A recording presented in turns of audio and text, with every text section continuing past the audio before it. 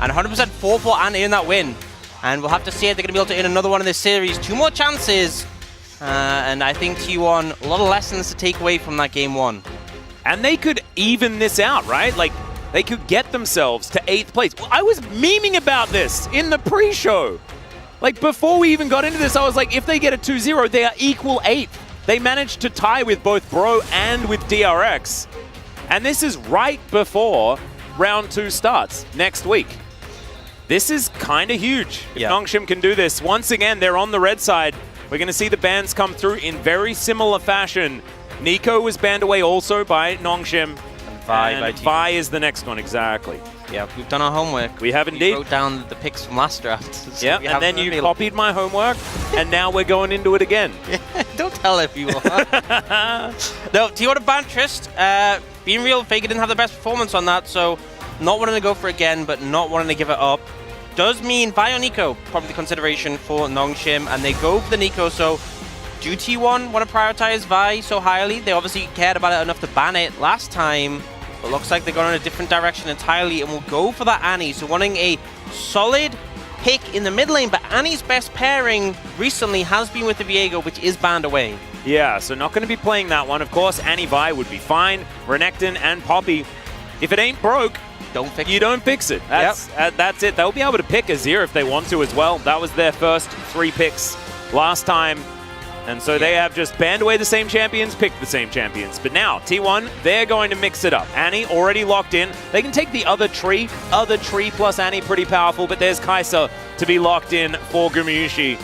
And Kai'Sa Rel has been pretty powerful. We saw the Samira Rel from Gumayusi and Keria. It was very, very good against D+.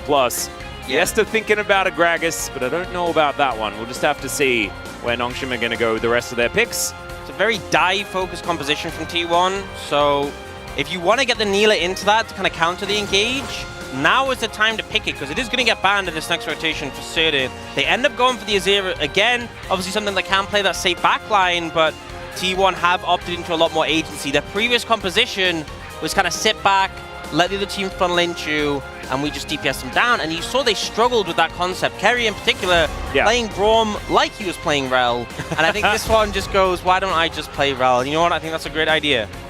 Well, Neela going to be banned away. You can see a little bit of a nod of the head there by Peter. He's like, yes, we knew this was going to happen. We have other things prepared. Yeah, a lot of people watching this who have seen Jiwoo in the LCK might be like, oh, it's that Neela one-trick. No, he's not a one-trick. This isn't the end of the limits of his... and like, if the Senna gets locked in, T1 are like, yeah, but that's our strategy. Senna Cho'Gath, we did that in the LCK. Nongshim did it in Challenger way before that. Yeah, Gumayusi like, oh, I picked Neela? Yeah, Jiwoo did it in exactly. way before that. Honestly, I'm pretty sure the LCK is just copying Jiwoo and what he does. He was obviously the first one to ever play Xayah, and so is going to lock that one in. I was being facetious. He was not. And here's the double whammy right here. So firstly, you're playing into a heavy engaged composition of T1, and you picked Xayah Azir as your carries, with the Poppy as well playing Interruption. Really good here, but also, what does Xayah pair with? And I'm gonna do a little phase for you to set it up. The you emote. Guys can't see it, but he's doing the emote. The Peter Rakan emote. This is one of his favorite champions. And you know it's going to be this 5 pick. So we see the Gnar come out for Zeus. And it's Jungle Rel, and then they pick away the Rakan. That would actually, I think Peter would cry on stage. That would be a heartbreaker. We'll see what they go for. Hovering the Wukong, which we haven't really seen for a while. Ooh, Echo Jungle, that could be funny. But Sejuani's available, and I feel like she's still all right. But, you know, you have... I mean, Rel's melee, and you have Gnar, who's sometimes a melee champion. Yeah. And that's about it. So, not the most synergy. No, it's not very permanently frosted. It's pseudo-frosted. Sometimes frosted. Yeah, sometimes frosted. Mildly chilly? Chilly. A little bit chilly? Yeah. It's obviously going to be Rakan. Peter's going to lock it away. And he's very happy about it. Yeah, he better be emoting. And he better also tell his entire team that, like, when we get first blood, everyone is using my emote, okay? If we win the game, everyone uses my emote. And then people will buy it. That's how it works. That's how it works. All those royalties go over to Peter. Remember, he was in that match that they won, of course, alongside Deft. Deft got his cool emote. Peter got his emote. Morgan got his amazing emote. And you know what's happening? Renekton's being played as well. Oh, true. The shaky hands. You can imagine after a game like that, Nongshim take down T1 in game number 1. There's no doubt those hands were shaking. I don't think Dundun's hands do shake. Oh, that's true, actually. I think he's Does he ever get nervous? I don't know. I think he just gets Dundun and continues to be Dundun. And then he Dunduns all. Yeah, and then he Dunduns. Yeah, it's just Dundun, and that's the only option that you have, and I wouldn't want it any other way. That looks a bit frightening. I'm not sure what it means. Everything's like, it's an emotional roller coaster. It's traumatic. It is. I hope everything's going to be okay over there.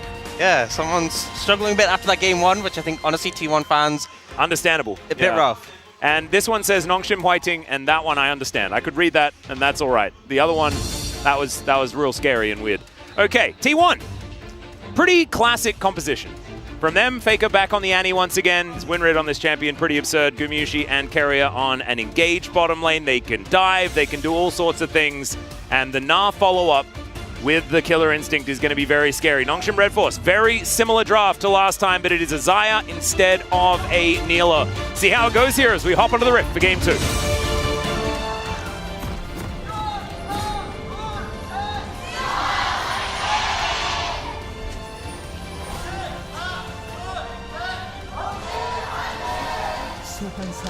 Okay, here we are, onto the Rift for game number 2.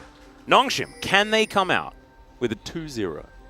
Imagine it, tying 8th place and really making people confused about the state of T1 right now because they looked amazing against D+. And then, and you know, like, it felt like the renaissance, like the resurgence. They would win the 2-0, and they would start their journey to their Worlds 2023 win, which is when Jiwoo gets the Noodle Neela skin. Oh my goodness. Which would be the best-selling skin of all time. I mean, I think you should just make it, right? Like, I think they should just make, like, he doesn't need to win Worlds, right? That skin just needs to exist. It should. Noodle Neela needs to exist. It'd be so good. It's like you have like the Baker Pantheon, you know, and you have like the Barbecue Leona. And imagine if like Dundun got a Cho'Gath skin and he actually puts them into a noodle cup as he feasts. That Wouldn't that just be the best? And he just eats all of... Oh my god, it would be so good. There are so many amazing... Like Nunu as well. You could have Nunu. Whenever you consume, you just turn whatever it is into a Nongshim product. We have some pretty fantastic ideas. We're just giving away live on air. There's some executives somewhere writing these down, scribbling away. No, but that's fine. I just want them in the game. I don't care whether I get credit. Oh, fair enough. We just need it. For the greater good. The Noodle Neela is actually so good, though. All right, well, Dundun and Zeus, they're just going to be auto-attacking one another and doing things. Of course, historically, this was probably one of the most popular matchups. I say popular in terms of that's how many times it was played. It was very not popular when it came to people wanting to actually watch it. As, ooh, Blade Caller. A lot of damage there onto Keria. You know what? That would have been the moment where I would have popped the Peter remote. Oh, right there. Right, you interrupt the W, I'd be like, I'd pop that, I'd be like, yeah, and what? Yeah? Oh, it's beautiful. You got to tell people, that's the power of emoting, you know, is really rubbing it in. And I think it's about creative usage as well, because if you just overdo it, it doesn't work. If you spam it, then it loses impact, and people mute your emotes. What you want is you have a really impactful one, and then if they mute it, at that point, you've already won. Yeah, you've already done it. Because then they're wondering, like, how much is he... It's in their head. They're like, oh, I bet he would emote right now. You know. So we're going to have to run out of this one, but Faker not able to get over there in time. As Keria just throwing that lance around, having a good time, doing some jousting. And Sylvie throwing a buckler at Oner, who will just back away towards his jungle. Has a couple of camps in his bottom side.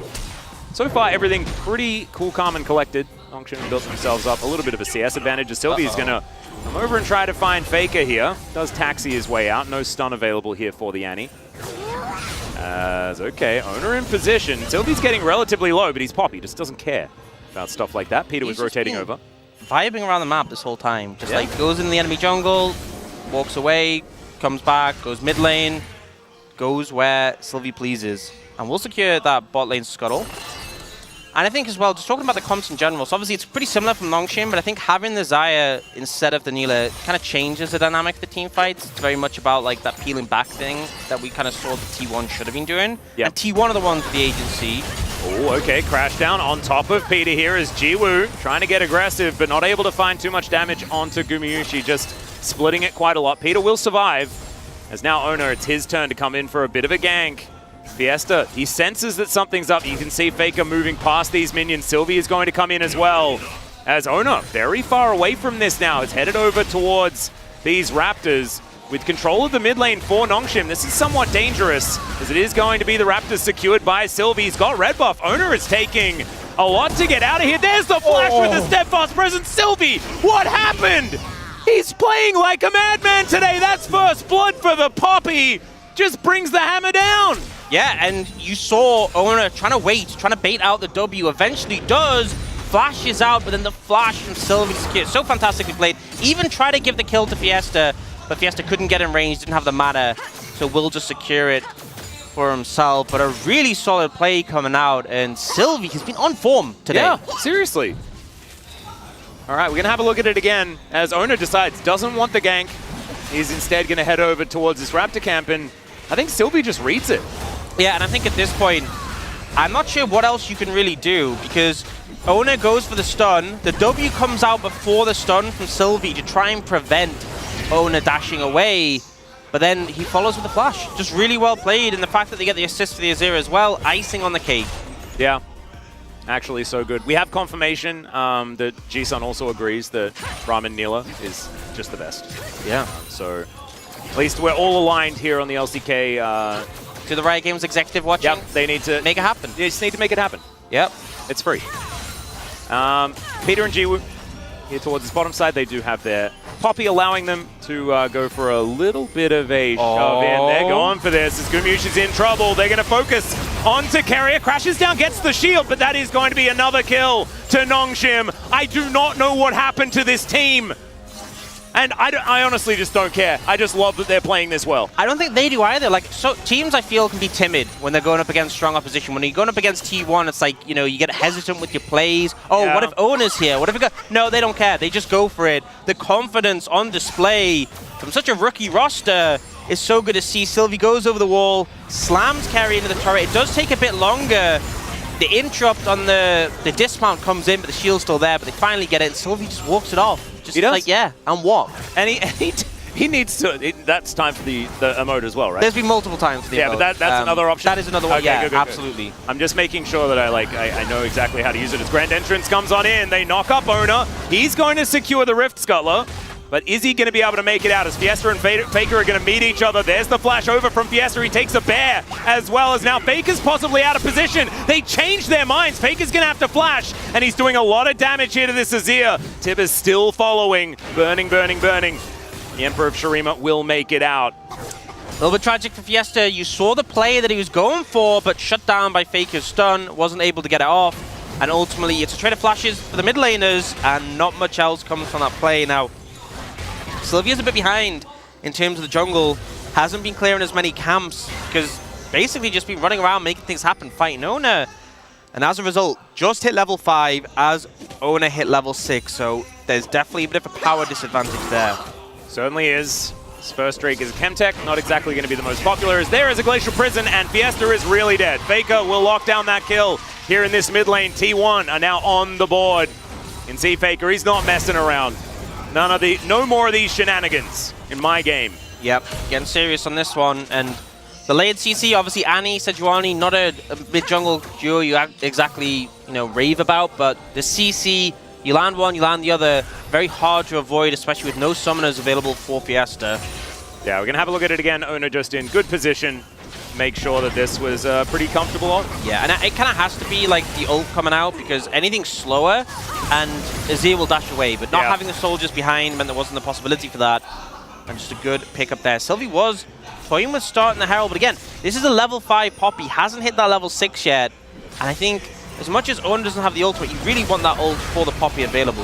Oh, Heroic Charge comes in. Steadfast Presence is pretty good, but that is going to be the flash forward as Zeus is going to join the party. Fiesta's getting out of there. Sylvie will be taken down, and T1, they get their second, and they are really starting to take back control of this game. Yeah, they're looking towards the Herald and should be able to secure it with no contest.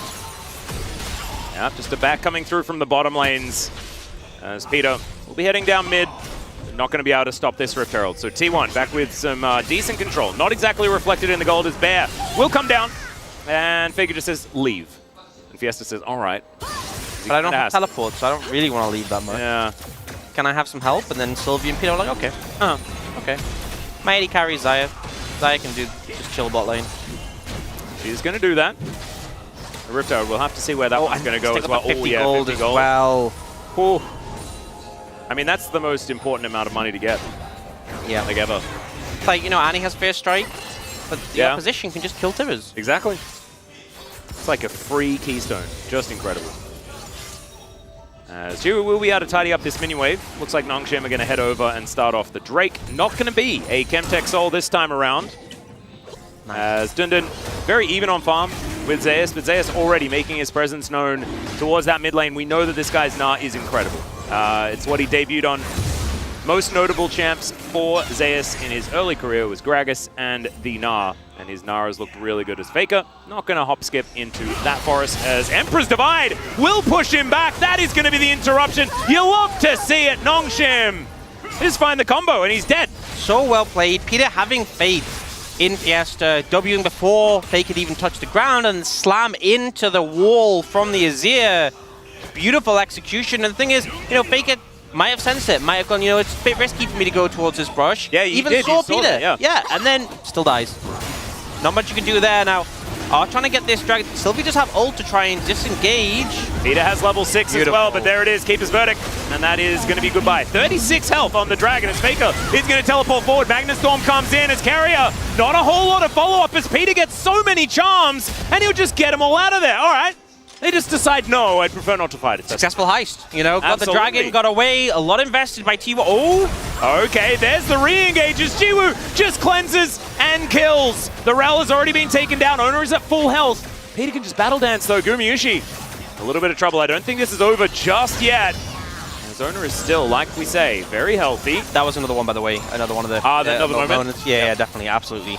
Well, maybe actually the heist and this moment. So you get away, and they're like, oh man, they got away. Andy did the emote. Yeah. And then you kill Keria and you do it again. It really, salt in the wound. Oh, and if you're doing it as you take the blast cone, and so like the emote's above your head as you sail out of vision. Yeah. That, gorgeous. That'd be slick. Yeah. I'm really learning how to use emotes correctly today. It gives you such a mental edge, you know?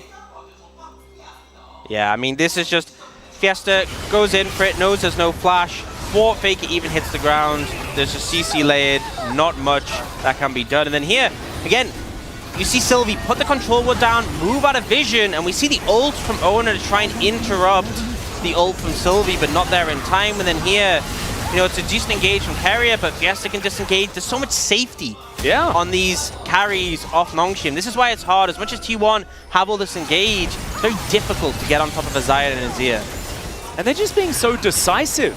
Nongshim, you can see that they're all on the same page for all of these calls. For better or worse, it doesn't matter, but they are going in together every single time. And it's awesome. And they're also all getting out at exactly the same time. Like that heist around that Dragon Pit, that was obviously someone's call being unanimously listened to. Yep. That's beautiful to see. And that's the thing, is that you can have teams who are on the lower end of the standings where the individuals are talented, but the team play is not there, the coordination's not there. We are seeing such good team play and coordination from Nongshim today. And really, better than T1's team play and coordination so far. As Fiesta avoids the Winter's Wrath, but not going to be able to avoid Shirley making her way in. Does get interrupted momentarily, but still will get the charge. That is going to be a plate 25 going gold. Over to Oner. You know, keeping track. Fiesta got the 50 gold earlier. 25 gold there. 75 gold just from stuff that isn't minions? That's enough for a control ward. Absolutely incredible. And he hasn't bought the control ward as well. So then he has 75 extra gold. Has 75 extra gold to buy items? Wait, you can buy items with gold? I think so. That's pretty good. That's amazing. Gumayusi is going to rain some Cathian. I don't know what is a Cathian rain? Beats me. Is it like chocolate rain? No, I think it's probably more similar to like acid rain or something. Yeah. You know? It's more of like a cool, like damaging rain. That's not enjoyable to experience firsthand. Yeah. Don't know why. That's like the oldest YouTube video of all time. Yeah, I also, I don't think many people have associated Kai'Su with chocolate. That's true. But, you know, That's what I'm here for. Just changing perspective. Dundun, look at that. Just my God.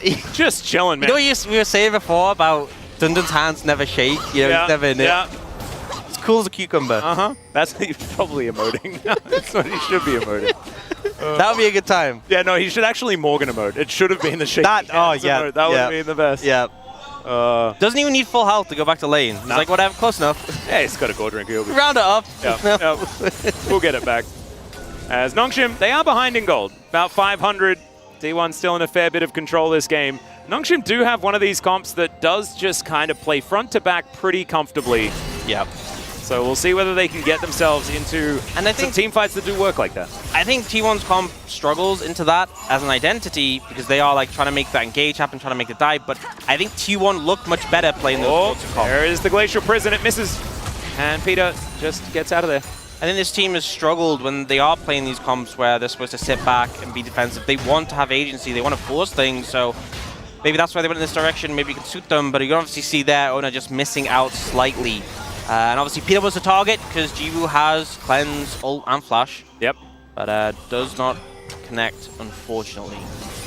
Oner is looking for Sylvie. We do have a back coming through from Peter, though. Shout out to Balland, using his 2018 World's Victory skin. Non-matching skins, though, in the bot lane, which is worrying. He could have played the Gen G options if he wanted to, but he's not going to get there, as Keria going to poke the Herald in the eye.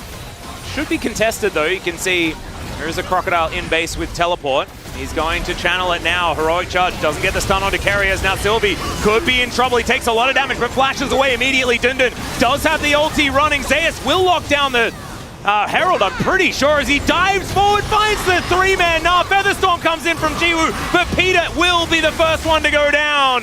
Gumayusi claims his life there as now Dundun in trouble as well. Zeus throwing houses and rocks and Magnet Storm. Keria finally finds his moment. It's a triple kill for Gumayusi as Faker was taking so much damage. Fiesta will shift some sands, but I don't think he's out of it just yet. And there we go, the flash forward, and that is the ace. T1, welcome back. 4 for 0, and that's a T1 we know and expect. This is the style of play they've been renowned for. The agency, the engage, the skill checking their opponents, and they find such flawless execution that everyone just coming together so smooth, and they managed to snowball this game. 4,000 gold ahead now on the back of that, and we can see the replay coming in. Sylvie trying to catch out Keria there, but misses the angle slightly, gets focused initially. And Peter's ult really doesn't do very much. Doesn't find a good angle on anyone, and we see the ult come in from Zeus, but I gotta say, the highlight of this one for me is Keria goes for this roundabout route over here, behind the Raptor pit, and when Nongshim think that they're focused on the fight rather, they think they're safe, the flash ult free, man. Where has he been? I don't know. What? This is why you don't play Braum, Keria. Rel suits you a lot better. That was some vintage Keria managing to find the angle. T1 fans rejoicing here.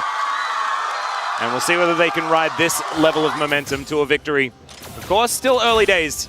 17.5 minutes in the game. The big gold lead now. Yeah, like much bigger gold lead. They were slightly ahead, and then off the back of that, they are very ahead, and they still have that second Herald in pocket. Dundun maybe looking for Zeus, or maybe just vibing. Yeah, I think he's just chilling. Yeah, he's like, not interested. No.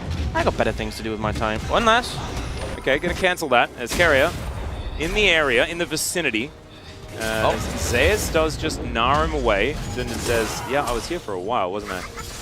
He was. Fiesta underneath his turret. Yeah, Dundun's like surprised, and Zeus is like, get out of here. Yeah, exactly. Fiesta will get out, shifts the sands. And T1, this is what they're really good at, is when they get a lead, making that lead bigger. Yeah. And this is where Nongshim are really going to start to struggle. This is where the big test is Void Seeker is going to connect onto Dundun. Dives in. Like, when you're alone on a side lane and you get hit by a Void Seeker from just the fog. Oh, yeah. That is scary. That is, that's not what you want. You're like, oh no. Is a Kai'Sa going to appear here in 2 seconds and one-shot me? A 4-0 Kai'Sa with Static Shiv and Nash's Tooth? No, the answer was no, but could have been. Imagine if they had Nocturne as well. That would be extra spooky. Yeah, so spooky. Because then they turn off the lights and then the Kai'Sa still arrives? not good at all. As Nongshim, they are going to be able to take their red buff. There is at least that. Dundun trying to defend this turret. Ruthless Predator onto the Na. Will back away. There is the turret falling towards that top side. Surely going to be utilized in order to grab that. And what Nongshim needs to not do is just stop doing things forever and then lose. He needs to try and make a little bit more happen as Fiesta going to get prisoned. The Chili prison does come through. And Shirley not going to be able to take the turret, but does do a decent chunk there as Dundun in some trouble underneath this one as well. There's the wallop. Zeus looking for the solo kill, but he decides to opt out. Just gnaws him into the dead turret. He's like, you can live. Yeah. I'll be back for another day, you know. Doesn't want to overcommit, obviously, with the ult channeling from Dundun. Has that heal on the empowered Q. So have to be respectful of that. I think that's a big reason why Zeus didn't really overcommit there. But gets a tower, and now 3 towers to 0. And that gold lead 5,000, just kind of expanding and expanding. The kill lead isn't that significant, but we're seeing big advantages for the side of T1 right now. And a whole breaker completed for Zeus and items across the board. We've just seen second item completed for Zeus, Oner, and Faker. A minute and a half before this next dragon, which is your favorite. Yeah. So kind of suggests that they are going to do 2 things. 1, contest the dragon. And 2, try and win the fight so hard they can just pick up a Baron immediately after. Or just cut out the first option, go straight to that Baron. That would be very T1-esque. That would be pretty T1. We'll see whether they are going to go back to it, because some of their play has been, you know, not necessarily the T1 that we're used to so far today. Maybe a bit lower, like a T2 or T3. Yeah, maybe. Right now, just looking for their way in. They do have a lot of vision. And Nongshim just not really set up to contest. I think it's hard as well to push in. Because, I mean, you could send Poppy in, but at this point, if the CC's laid, I think Sylvie will just die. Doesn't have that many items behind himself, and the Rakan is so squishy. The first thing you obviously want to be setting up the vision, liable just to get one shot. You see T1 actually moving pressure down towards bot lane, and Nongshim, they're trying to define mid. This is a really nice play from T1, moving with the waves, applying that pressure in the side lane, and not being inactive. Something they're really good at is not just kind of ping-ponging waves until the next objective spawns. They actually use them quite effectively there, while Zeus is still providing quite a lot of threat in this side lane. Yeah, doing a really fantastic job. You can see now 4 turrets to 0 in favor of T1. It's why we can see that the kill lead, not massive, but the fact that they are in control of this map so extremely, will be able to move down, grab themselves the first Cloud Drake. Even faster rotations. Oh man, can you believe it? We went from the worst Soul to the best in just one game. And T1 will be able to lock it down now. I guess if we're going to go off Orcs' checklist, it is move towards Baron. And that is precisely what they have already done. Keria standing on top of a ward here, but we'll put a control ward down. Yep, and the thing is, if you choke out the vision, it becomes very hard for Nongshim to push up. We saw the impact of Keria's flank earlier. If Faker, Zeus, or Keria end up on a flank angle and Nongshim try to approach this Baron, it gets super dangerous. I do like that ward that we just moved away, but you can see on the mini-map, just on the corner of the Baron pit, like on the outside ridge, that doesn't give vision into the Baron pit, gives us much information and is not often swept. So Nongshim just trying to keep the information live. Now Sylvie has to flash this on, Actually a big deal here as Peter. Or gets to enable Hex Splash. Ooh, true. We've seen a lot of players be pretty happy about it. Yeah, glass half full sort of situation. Absolutely. Ooh, well, that's a full crown, and there's the flash. Faker's still gonna get picked up, and that's the heroic charge. Faker is just dead, and there's a Baron available. Fiesta!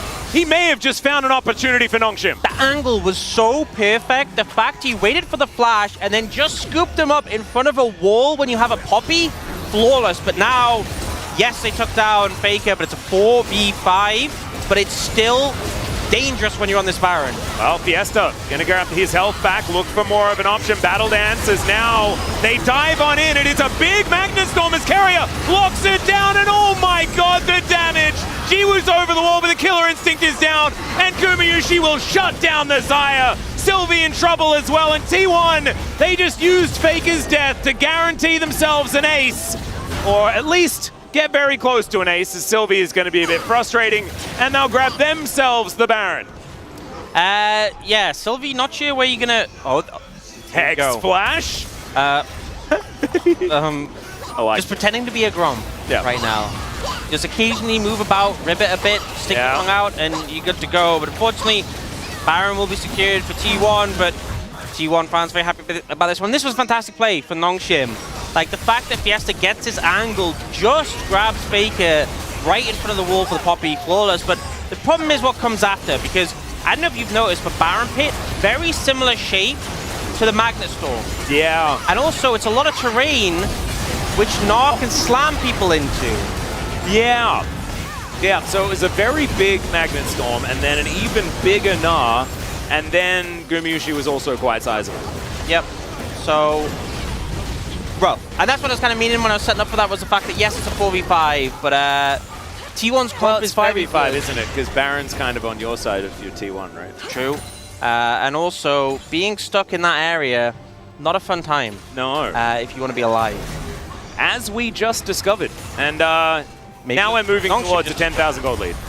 This is getting very, very difficult. Keria going to not be in too much trouble as Peter looks for some sort of engage. And we're going to need a big play.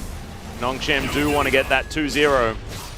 I think maybe several consecutive big plays. A big play that spans quite some time, and then the Nexus explodes at the end.